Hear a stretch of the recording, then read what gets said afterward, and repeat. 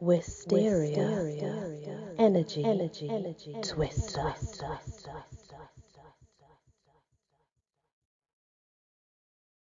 Hello everyone, welcome back to the Encyclopedia of the Fae, the Fair Folk. We're still in Caesar on Christian Church driving out the fairies. So, obviously there's abundant evidence that some Christian traditions did indeed view the other crowd as demonic and classified them as demons. You can see that in the witchcraft trials, right? And the accounts where a person who spoke of fairy familiars dealing with the Queen of Elfame was described by judges as dealing with devils and Satan.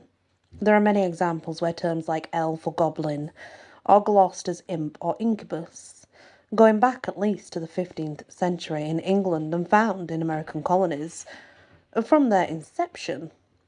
Related to this is a persuasive campaign of propaganda saying that the priests and other such religious men had driven out the good people through their faith, despite continuous anecdotes and folklore to the contrary.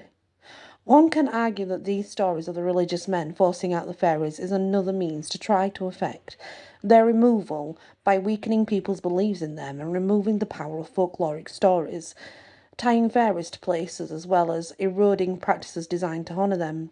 For example, Canterbury Tales, the wife of Bath's Tale, 14th century. In the days of King Arthur, Britain was full of fairies. The elf queen danced in meadows with her companions. This is what I read, anyway. Now, no one sees elves anymore because of the praise of the friars. These friars search all over the land, blessing every building and house, with the result that there are no more fairies. Where elves used to walk, the friar himself now goes at all times of the day, saying his prayers.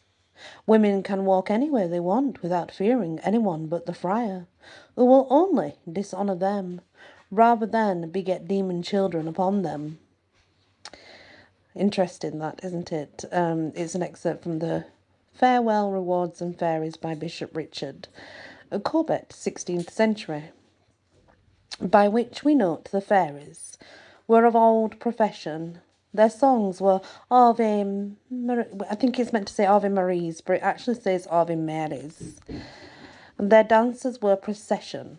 But now, alas, they all are dead, or gone beyond the seas, or farther from a religion fled, or else they take their ease. Eliot, 1937.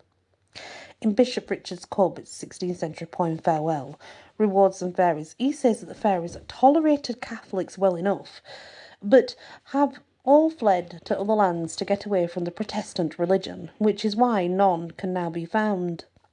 In a similar vein, several anecdotes beginning in the 17th century mention fairies fleeing any area where church bells rang, apparently unable to tolerate the sound. Perhaps we can still see echoes of this effort today, not only in the disenchantment of the world and the places where the spirits have in fact been driven off, but also in wider cultural views. What see the world around us as unspirited, uninspired, uninspirited, and empty, in the way that the dominant narrative may try to describe all things within their own cosmology, only as if there could be no other possible option.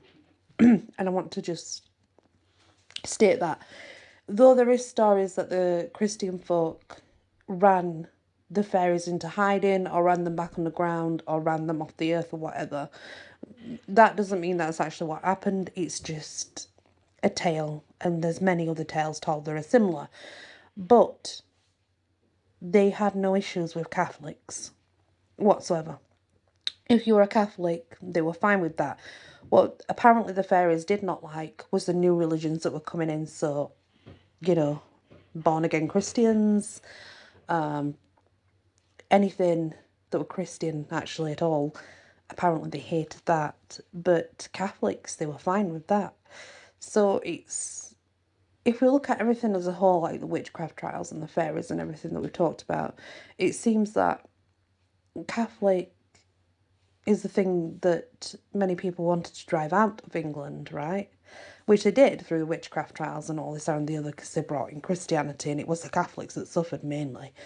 So then it would make sense that the fairies would think, we're out of here, because they're already getting rid of Catholics and they were okay with Catholics. So it all kind of fits in to some form of a religious happening, or, religious times moving forward, I suppose. Whether that's true or not, it's hard to say, because obviously it's just a folkloric thing. It's not classed as what's the word I'm looking for? As correct, exactly. So it's hard to say. Anyway, we'll move on to the Cleurshan. The Cleurshan is a more obscure kind of Irish fairy known to haunt wine cellars and get into stores there.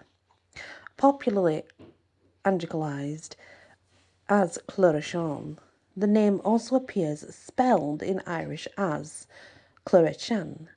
Cleurshan. The definition is given as a small sprite, and the etymology is uncertain.